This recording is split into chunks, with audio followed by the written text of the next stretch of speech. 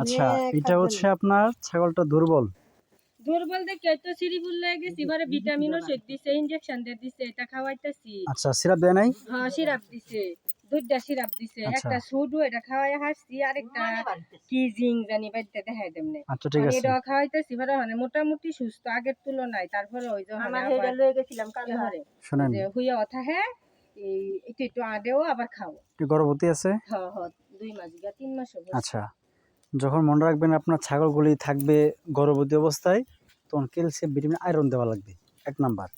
আবার যখন ছাগল বাচ্চা প্রসব করবে, বয়স 1 মাস হবে, আবার ক্যালসিয়াম ভিটামিন দিবেন। কী জন্য দিবেন? মায়ের পেট থেকে বাচ্চা কিন্তু পুষ্টি নিয়ে বড় হয়, তা ঘাটতি হয়। আবার যখন বাচ্চাগুলো দুধ খায়, তখন তা ঘাটতি পরে কি তার শরীরে ক্যালসিয়াম সরইলে, আয়রন সরইলে হাত পা দুর্বল হয়ে যায়, টানা পরে হাঁটে। ঠিক আছে? সবগুলো কি আপনার নাকি ছাগল? না না, ও, একটা একজনের। এই যে আমার এই দুইটাই যে ভ্যাকসিন বই আনছি, আল্লাহ দিলে সুস্থ। এই দুইটারে তো আর কোনো ইয়ে হলো না। বুঝতে পারছি। এইটা